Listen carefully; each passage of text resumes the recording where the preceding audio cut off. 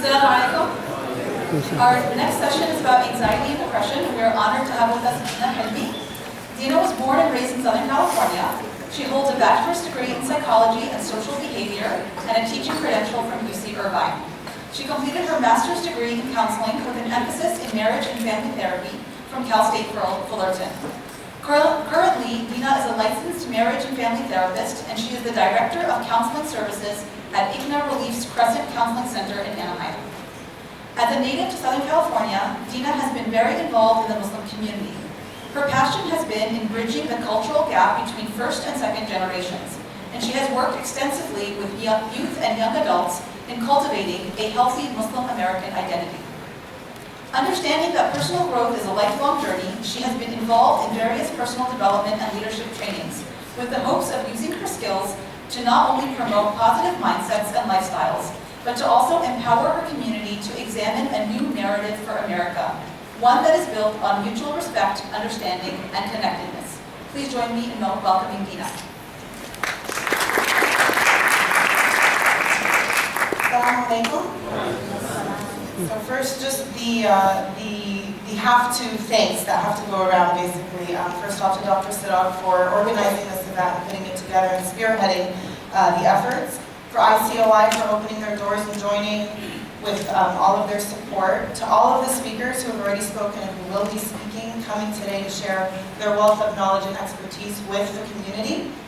And most importantly, for each and every single one who's sitting in here, for giving up your Saturday morning and coming here to be a part of the solution, learn more about mental health and what you can do to reduce the stigma in our community so that we can be a better community, inshallah.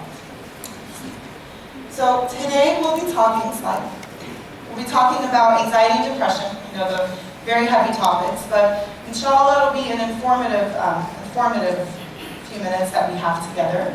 We'll address suicide, some gems from Islamic wisdom, and then resources that are available in the community. Okay, so it's normal to feel anxious or to worry about things in life, right? And it's not always a bad thing. Sometimes we feel like, okay, we use the word anxiety and worry, we use them very simultaneously. And it doesn't mean that a person necessarily has the disorder. So if a person is going through, for example, financial hardship, and they're worried about how they're going to pay their bills, how they're going to pay their mortgage, etc., and they worry, that worry causes them to actually be more motivated, go out and get a better job that pays more, that supports them in that process. That's healthy. We want that. That's a good thing. What differentiates people is people who are just worrying in general may spend about 55 minutes a day worrying, versus somebody who may have a disorder, an anxiety disorder, who may spend 5 times as much as that. So they may spend 300 minutes or more a day worrying. And that obviously is going to impair their ability to function normally in their lives. Most people will feel sad, will feel worried, will have anxiety around major life events. So what are some life events that may, trigger some anxiety? You guys can help, yes? In-laws visiting. In-laws visiting, absolutely. Yes. What else? Losing a job. Okay. What else? Being sick. Okay. Finals. So there are a lot of things that we perceive maybe as negative things. What are some positive things that we may perceive that also cause anxiety? Weddings. Yes. And what else? Marriage. New child. Having a baby, absolutely. Those are all things that happen in life that will tend to increase a sense of anxiety in us. Okay, next. So we're going to switch a little bit and talk about anxiety disorders. So they're actually the most common mental illness in the United States. It affects 18% of adults. That's about 40 million Americans. And then 1 in 8 children, that's 12.5% of children, have some form of an anxiety disorder as well. In children, when it's untreated, they're more likely to perform poorly in school and later on in life, resort to substances to kind of cope with what's going on. Next slide. So these are the big names of the types of anxiety disorders. We've got generalized anxiety disorder, that affects about 5% of all Americans at some point in their life. Separation anxiety, specific phobia, and have you remember these because the next slide, you're going to have to guess which one it is. Obsessive compulsive disorder, post-traumatic stress disorder, panic disorder, and social anxiety disorder. So we're going to look at a few of these and we're going to compare when it's just normal worrying, everyday anxiety, common, maybe a healthy response to what's going on in life, versus the actual disorder. So, worrying about paying bills, getting a job, experiencing a breakup, other major life events. That can be an everyday worry. How many of you have felt that at some point? Yes. It becomes an anxiety disorder, or we're looking at it as an anxiety disorder when it's constant and unsubstantiated worry that causes significant distress and interferes with the daily life. So now it becomes more, we can see it as a serious problem. Embarrassment or self-conscious in an uncomfortable or awkward social situation. So how many of you have maybe had that at some point? Me standing up here right now, a little bit of anxiety there. No, it's cool. Okay, but when we're avoiding social situations for fear of being judged, embarrassed, or humiliated, can anyone remember back to the previous slide what that might be called? Social anxiety. Okay, so people will go to very far measures to avoid being in places where they may feel this way. A case of nerves or sweating before a big test, presentation, performance, or other significant event. At some point, yeah. How about seemingly out of the blue panic attacks and the preoccupation, the worry that it's going to happen again? Panic disorder.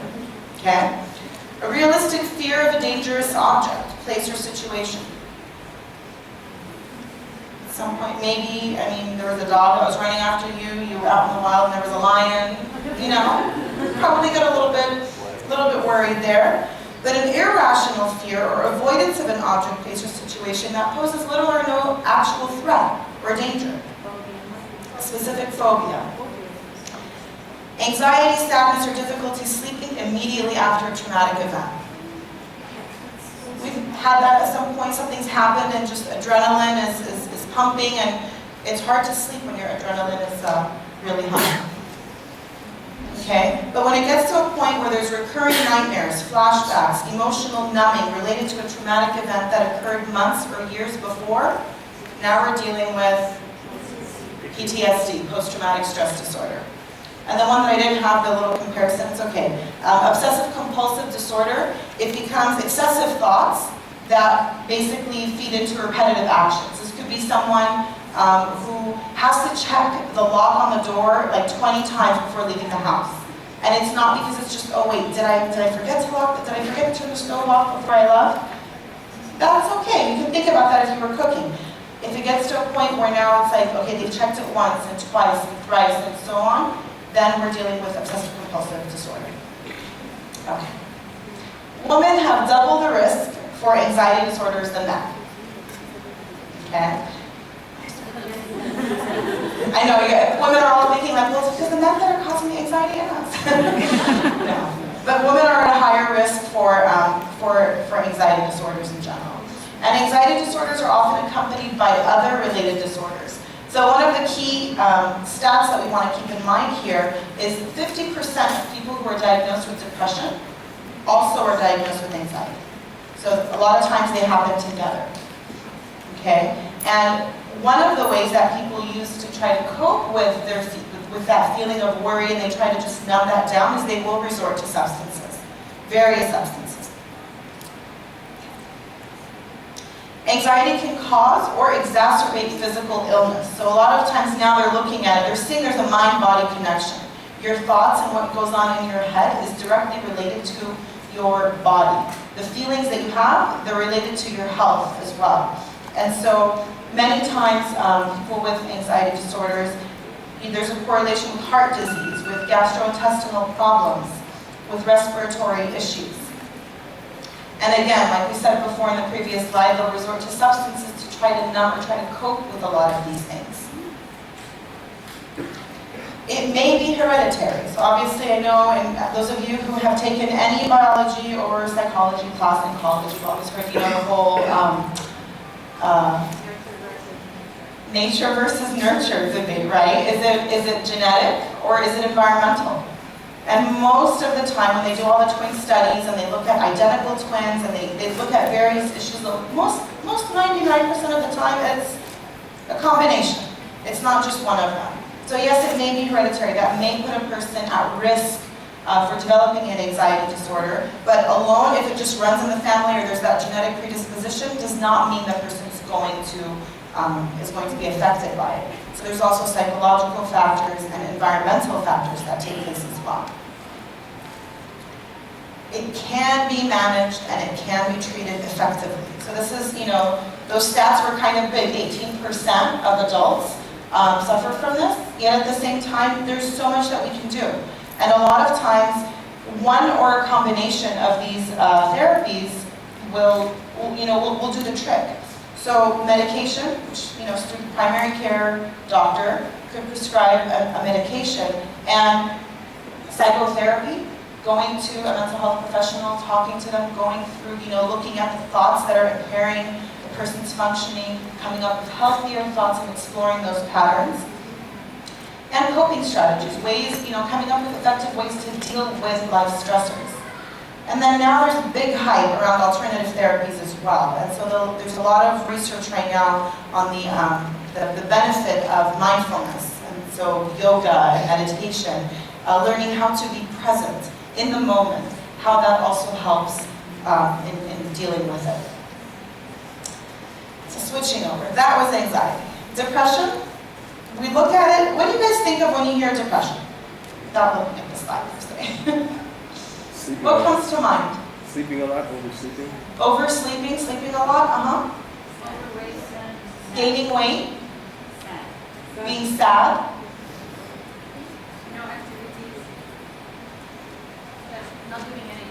Not doing anything. So actually just losing interest in everything and just not really, not doing anything. So yes, all of those are signs of depression and their symptoms of it. So depression is a condition in which a person feels discouraged, sad, hopeless, unmotivated, or disinterested in life in general. So we said before that half the people that are diagnosed with depression may also be diagnosed with anxiety. So we're going to look at this still in the light of how both of them are they affect each other.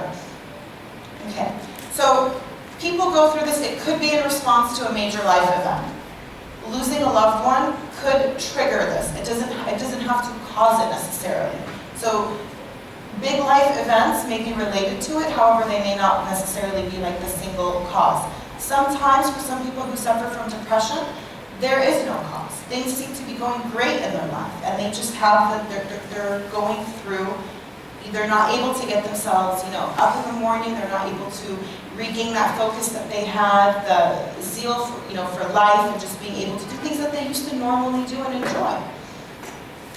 So again, we're going to look into it, and it is treatable. So it affects over 10% of the population. It's kind of, 1 in 10 people. So we know a lot more than 10 people in our lives, right?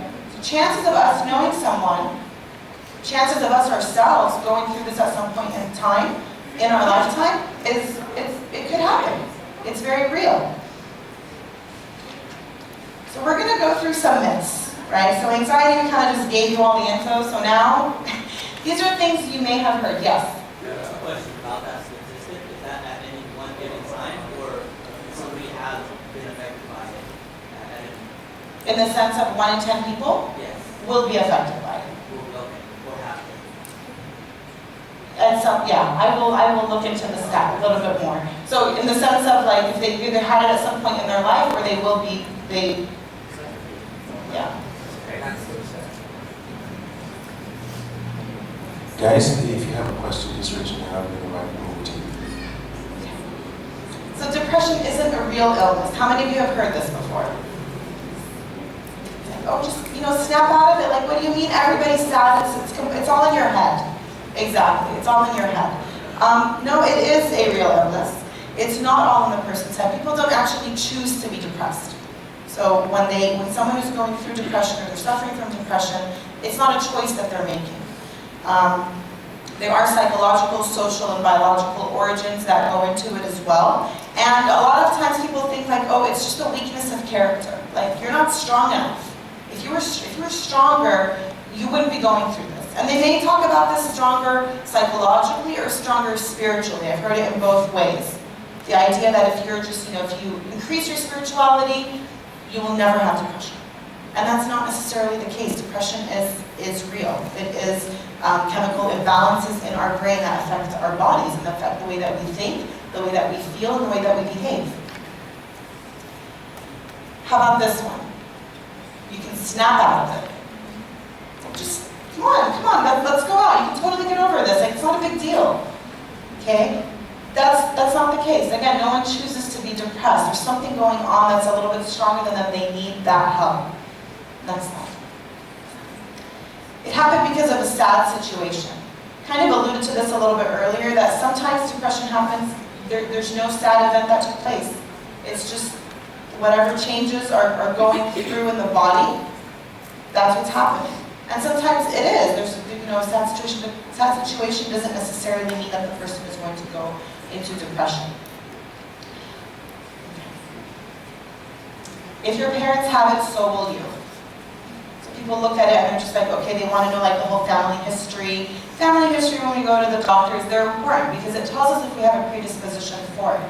If we know that we're predisposed, if it runs in the family, grandparents have suffered from it, parents have suffered from it, it may increase our likelihood. However, it does not predict that we're going to go through something as well. Which is a blessing, because the idea then that it's not just like we're not doomed because of a situation that maybe is taking place in the family. There are things that we can do, and there are ways to help ourselves. It only affects women. How many of you have heard this one? Or how many of you think this one? Okay, it's not the case. Women report it, they report it more. However, depression affects men as well. And one of the hallmarks that we know that this is actually true, very sadly, is when we look at suicide. And when we look at suicide, untreated depression is the #1 cause for suicide. And men are much more likely than women to complete a suicide. So we'll get into that piece a little bit down the line so that we know that it is real. Okay. And a lot of cultures, the reason that sometimes men may, or even people may look at it as no, men don't go through it, is the idea that men cannot express weakness. Men have to be strong. Men, it's not okay for them to talk about their feelings. And so that keeps people away from actually being able to embrace that and talk about it and seek the help that they need. Okay. So symptoms. Persistent, sad, anxious, empty mood. Feelings of hopelessness, this is one of the hallmarks, and pessimism. Feelings of guilt, worthlessness, helplessness. Loss of interest or pleasure in hobbies and activities, and especially hobbies and activities that the person used to love, used to enjoy doing, they suddenly have no interest in it. Decreased energy, fatigue, feeling slowed down. Difficulty concentrating, remembering, making decisions. I know some of you are like, wait a minute, I feel some of those. And so we'll get into that in a minute. Insomnia, early morning awakening or oversleeping. Low appetite, weight loss, weight gain. Thoughts of death or suicide attempts. Restlessness, irritability. Persistent physical symptoms that do not respond to treatment, such as headaches, digestive disorders, and pain, for which no other cause can be diagnosed. So these are a lot of symptoms, and probably at some point in time we've experienced different combinations of these. Okay, and it's not that, oh wait, I've experienced maybe all of these at some point in time, that means that I am suffering from depression. The key here, go to the next slide. So we want to know the difference between like depression, or is it just the blues? The symptoms will last more than 2 weeks, and they will interfere with daily activities. So they're really getting in the way of you functioning the way that you normally function, and it's happening more than 2 weeks, so it's more persistent. Now it's at a serious level, and we would want to look and see what is happening. So there's different types, and we hear about them differently. We won't go into too much detail, but these are some of the major types. Major depression, This one affects the person's ability to basically function in their life. This is the classic hallmark. This is what we usually think of as depression. When we say a person is depressed, we think that they have no energy, they're just very down. A lot of times they don't even have energy to get out of bed. And the thoughts of just feeling like, you know what, it's just, I can't take this anymore, life isn't, it's just, what's the point, there's no point. This is a lot of times in this, in the major depression. Persistent depressive disorder, this happens like it's ongoing. It's a little less mild than major depression, but it's longer. It's over the span of 2 years. So this is a person who just, you know, they will show more of a just consistent depressed mood that's happening. Bipolar, based on the name, it means that we were dealing with 2 issues. So we're dealing with mood cycles. So there's either severe highs, which are manias, or mild highs, which are hypomanias, and then severe lows. So there's sort of a cycle. It goes really, really high, and then almost like there's like a crash where there's a real low. And then again, a little bit of time goes by, and then there's that high again. Okay? Postpartum depression, just from the name, happens after childbirth. And then seasonal affective disorder. A lot of times this will happen in places where they don't have the sun. It occurs most of the time around the time when like fall, winter months are coming, and it'll last through till spring. And it only happens during that time. So it'll occur the same time every year for the person. And there's treatments available for it. Okay, some more myths. Antidepressants can always cure depression. Not the case. Sometimes it can take up to 6 weeks for antidepressants to kick in. So a lot of times the treatment is coupled with psychotherapy. Antidepressants will change your personality. Not the case. They're working on brain chemicals. A lot of time it's working on the symptoms of depression, not your actual personality itself. People who are depressed will often refer to feeling like they're not their normal self when they're going through in a depressive episode. And so sometimes when they do take the antidepressants, they'll report feeling more similar to normal again. So there is a change, but it's more closer to their normal than it is to just changing their personality altogether. You'll have to be on antidepressants for the rest. I'm like speaking too fast, I'm aware of time, so I'll slow down. You'll have to be on antidepressants forever. Again, also not the case. This is something that you would discuss and you would go through with your, with a doctor. And a lot of times when people have been on antidepressants and they are receiving psychotherapy, so they're learning different skills, learning different ways of thinking to cope with, their various moods, they can be tapered off of the antidepressants. Talking about it only makes it worse. Has anyone heard this one? Or felt it at some point? It's kind of like, well, if we talk about the sadness, we talk about what's going on, then we're getting the person to dwell in that negativity, and then it's just going to be worse, and we don't really want to deal with that. Not necessarily true. Yeah, talking about it, the person is focusing on maybe negative things that are going on or their negative feelings, but imagine a person being alone with those thoughts. Like, that's a lot scarier. So it is really important in the process of treatment with depression for the person to have a supportive, reliable, non-judgmental person, listener in their life. This could be a mental health professional. This could also be friends. The idea is when we're helping someone, we're coming from a place of, there is that support and that love for them without the judgment, without the idea of you can just snap out of it, without the idea of like, this isn't real, come on, you're not strong enough, like get stronger and you'll be fine. Okay. So it is treatable, again, like anxiety, it is treatable, and it is a serious illness. And one of the bigger roadblocks to it is a lot of the stigma that people have and misconceptions around medication and therapy. And so, which are basically 2 of the most common ways to treat it. And other treatment options, again, alternative therapies or just different combination, combining different types of therapy and some lifestyle changes as well. Okay, so with this, we have to shift into a real topic, as if depression wasn't real enough. But what did we say the number one, when depression is untreated, it is the number one cause for suicide. So, true or false? People who talk about suicide won't really do it. False. Okay. People who talk about or attempt suicide want to die. False. Most of the time they don't want to. It's just they don't know any other option at that point in time. Anyone who tries to kill him or herself must be crazy.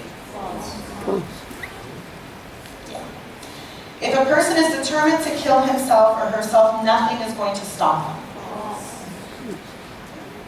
Talking about suicide may give someone the idea. This one I hear so much, and it could not be more false.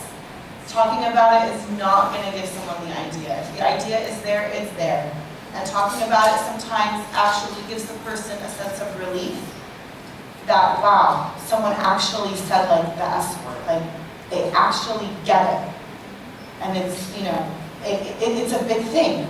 And so, you know, sometimes, and there are trainings that general public can go to as well to just basically learn how to help someone who may be, you know, having thoughts of suicide.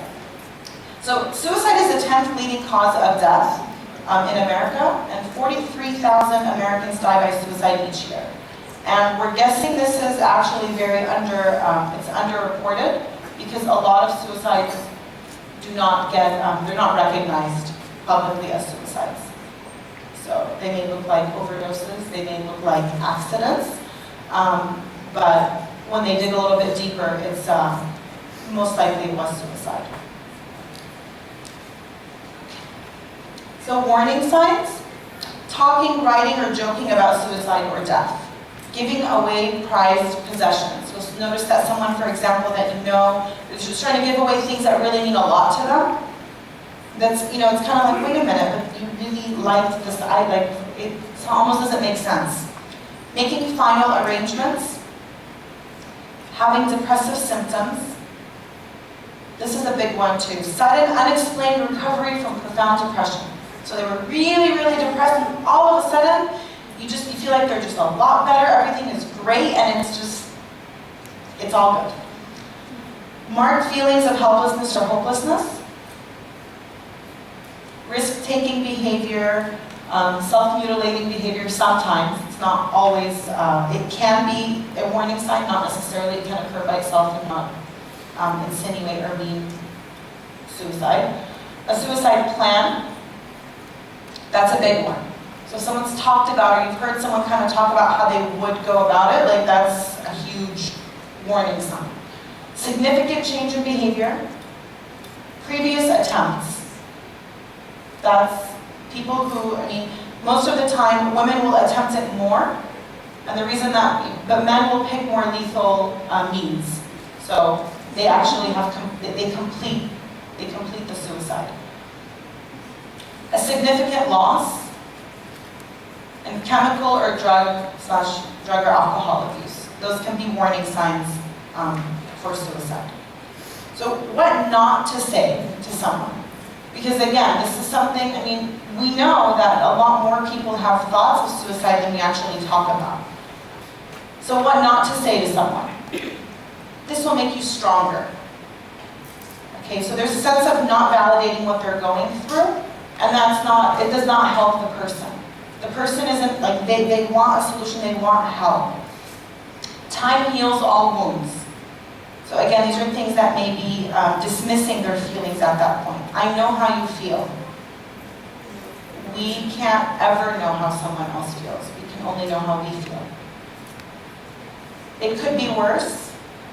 Yes, but we don't know in their life. It's relative to them. It'll work itself out.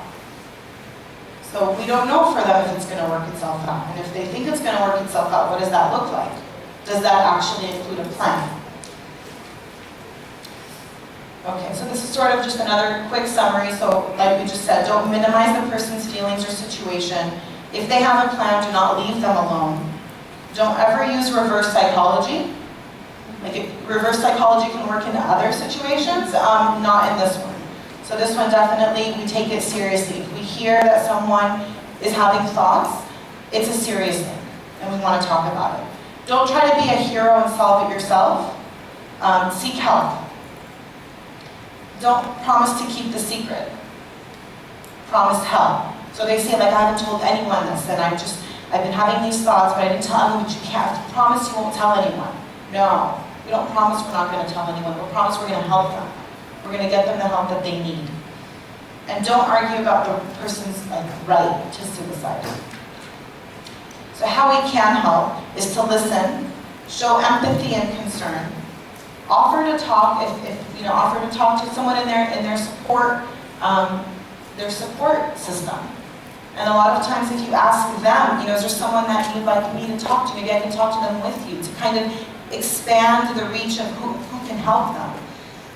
Encourage them to get ongoing help for their depression. And if a person is at immediate risk, like that's it, call 911.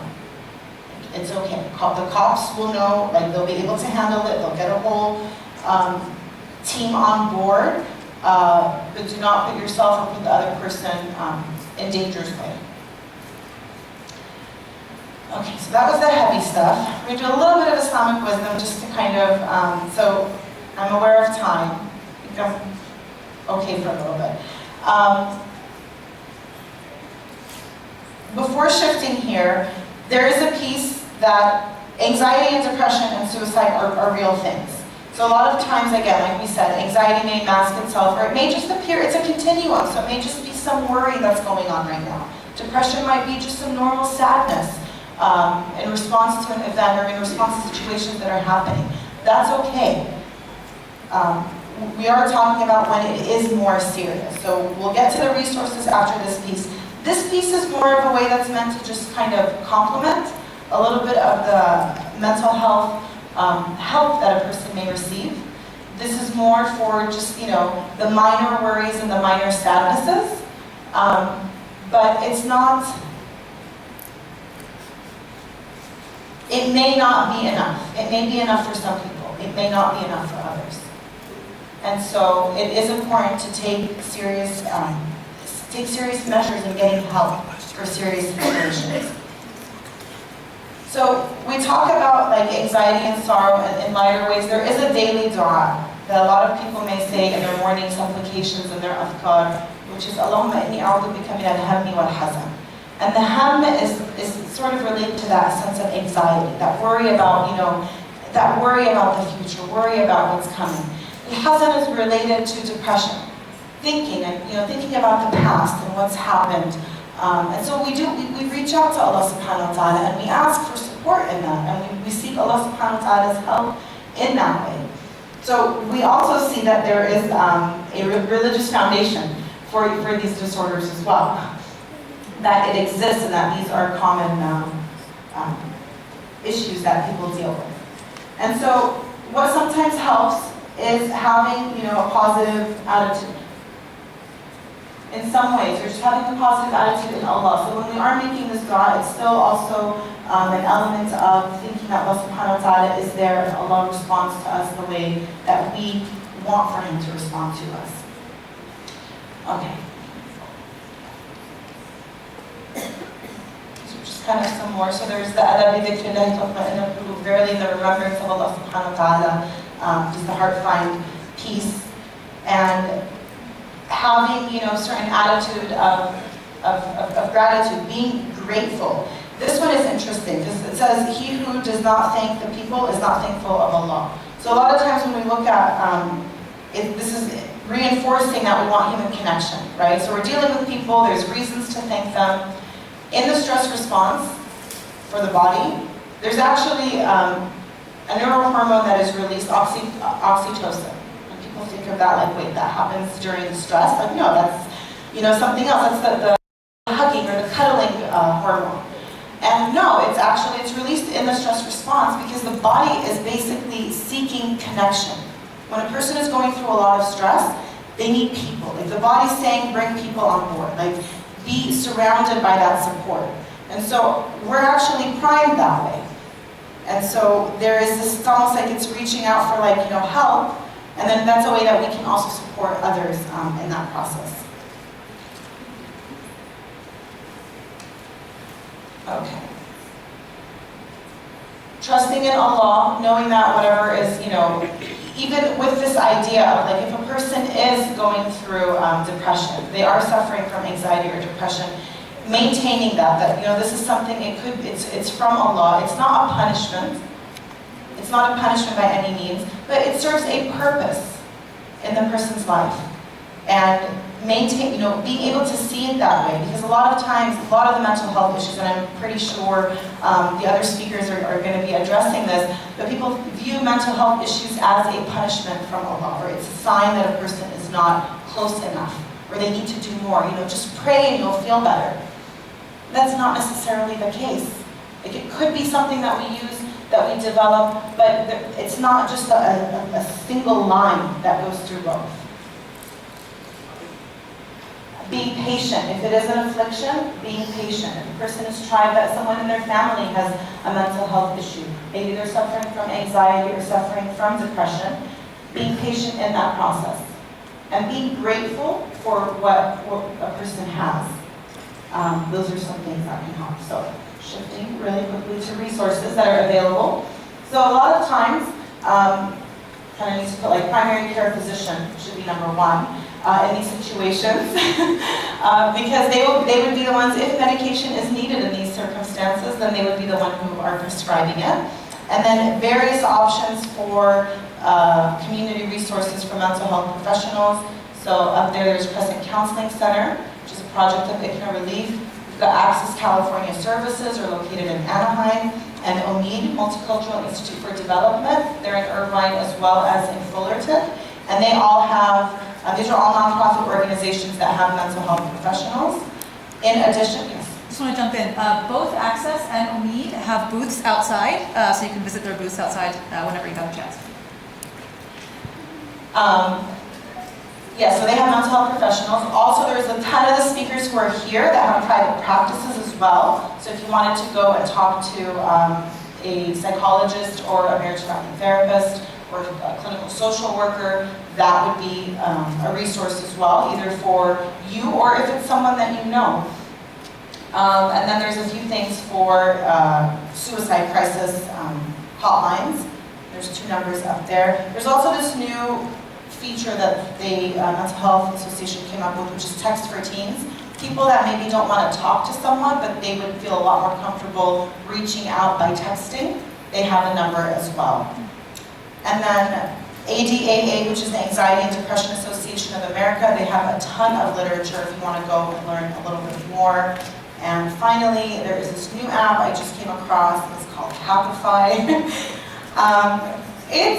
Check it out. Check it out. Not as a substitute for more serious support and help. However, they've got little games on how to be positive, and they have certain activities of changing the way that you think. So a little bit of CBT, cognitive behavioral therapy approaches on it. So it's And I put iPhone app because I don't know if it's not Android, but I'm pretty sure it probably is. Okay, questions?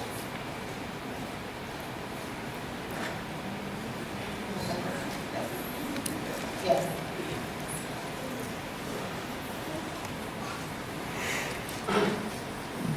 Assalamualaikum. Very quickly, when you were talking about how women were twice at risk of getting anxiety disorders, is that because of the same thing that you mentioned with depression, where men are less likely to report it or to show visible symptoms of it? With that one, I believe, and someone could jump on. So the question was basically, I think my mic is out. But the question is basically, with women being twice as likely to experience an anxiety disorder, is it the same as depression in that men are less likely to kind of seek help or to identify or to kind of suppress those feelings? Yes, that's a huge part of it. And also just in general, women, one of their big stats for that one is the post-traumatic stress disorder occurs more like in women being, for example, victims of sexual assault. More of that's as well. We can add here that men tend to internalize symptoms and women tend to externalize. So men are experiencing depression and anxiety as symptoms within them, and they're not gonna express or externalize a symptom like the women. One key feature that we see in men who are depressed is anger. So whenever I have a wife who's telling me her husband is just like angry and he wasn't like that, I immediately suspect that the husband might be going through depression.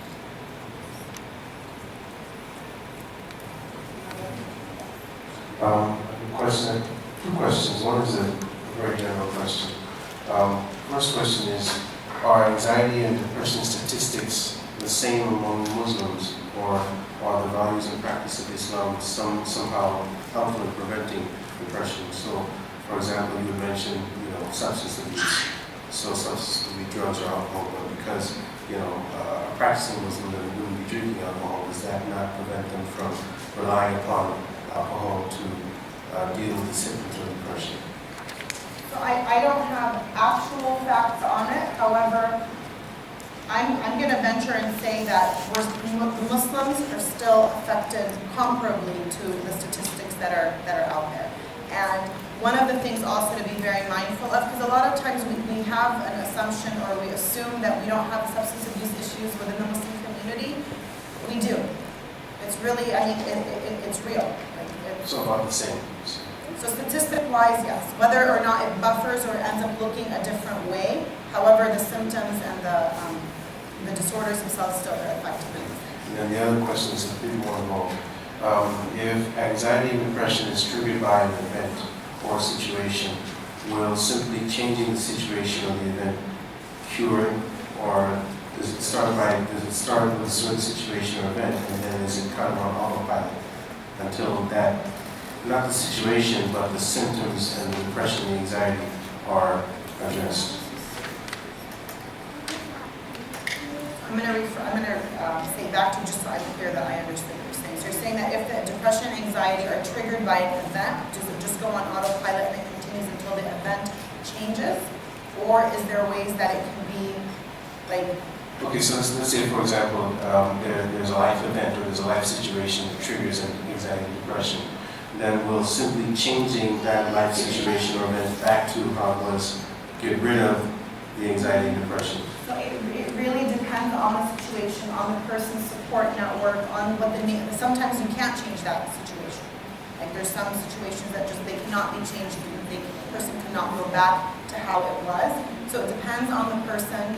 It may not only, for some people it may help to kind of, go back to kind of altering the situation or the environmental factors may be supportive, may be helpful for one, but for another person it may not. It really would depend on the person's situation and all the, looking at all of the resources and supports the person has. Yes. The microphone. Okay. Question here, Deana. Yes. So my question is in regards to helping the Muslim who might have thoughts of suicide. Would it be helpful or harmful to remind them of the consequences of actually committing suicide with Allah? Because I've heard that for some people that's actually been beneficial to them because it takes suicide out of the picture. It's not a way out, it's something that's potentially going to make things worse as opposed to better. So it's not, it might be something they think about, but it's not something they would seriously consider. So I wanted to ask if you have any experience of whether that's been helpful or harmful to somebody. That's a very good question because I think a lot of people have that thought.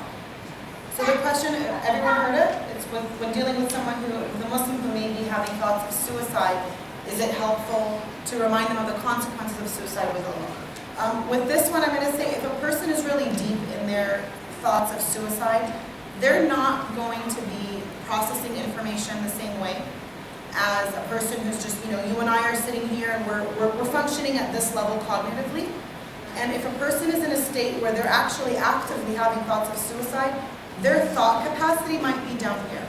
And that could actually trigger to the point of like, wow, it could take them on a further downward spiral of, okay, then that's it, I'm so off and Allah is so angry with me and I don't even deserve, and then that could actually put them over the edge with it. So there is a piece, when a person, and this is important also to kind of realize with different mental health issues, we're not necessarily dealing with, if a person is in the midst of a situation like that and those thoughts are going through, they're not functioning at the same level as someone who's just, we're sitting and having a conversation. So we want to be mindful of that. Their ability to process info might be a little bit, much more like cause and effect. We're able to look at 50 things that contribute to one situation. They're focusing on one element. And so, again, when we're helping a Muslim with thoughts of suicide, they're human before they're Muslim. Like, we're dealing with humans before Muslims. So the human need of wanting to feel connection, wanting to feel that somebody cares, wanting to feel that someone is not giving up on them and there's someone there for them, that speaks volumes to the person in that moment. And being able to just kind of help them down the line,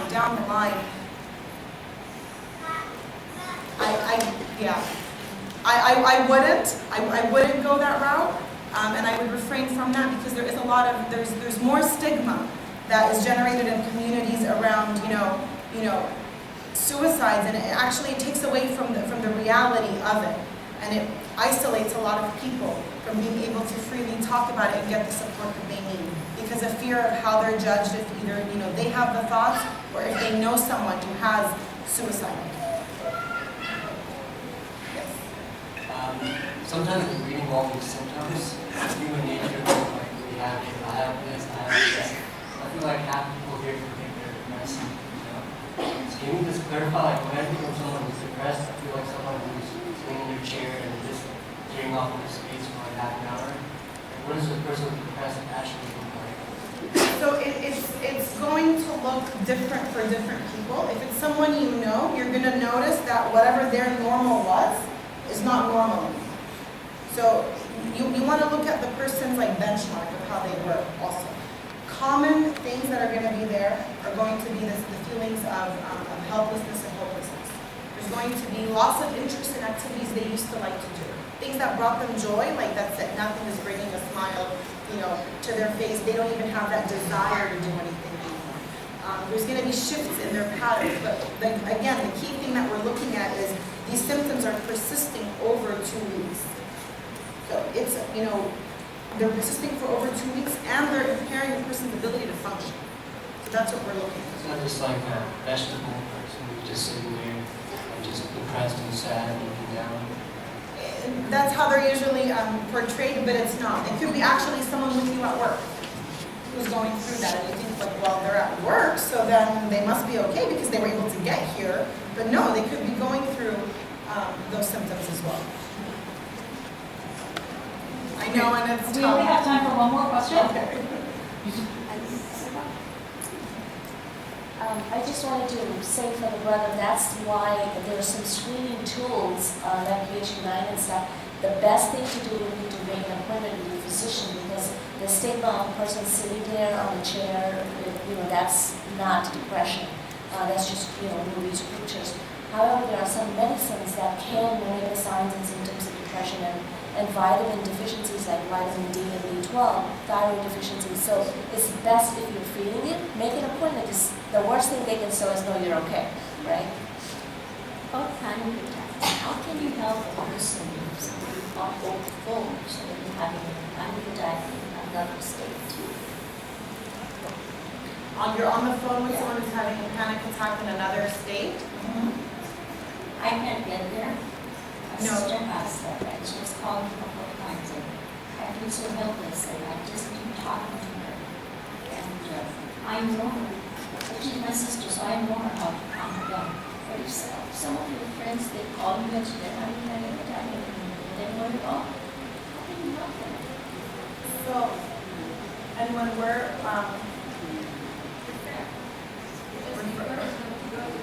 okay, yeah, so, and I was gonna, so if it's someone that you don't know they're having that, then you do want to refer them to, to seek proper help from someone who can help them. And there's a piece also, there's that difference between yes, you would want them to seek medical help. But right now, at that moment, they need help, and nobody's there for them. So what can you do?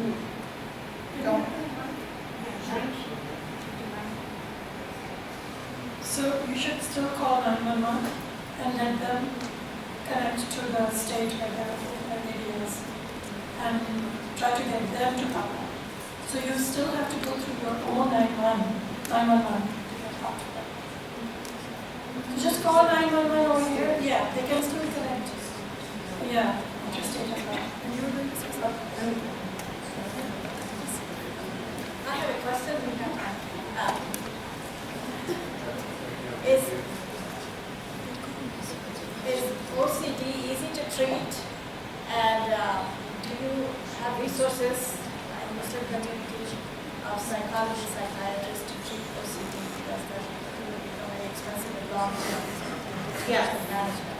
Yeah, so OCD is treatable, and again, the list of, there's different speakers who are here today who are all licensed clinicians, and they work with these populations.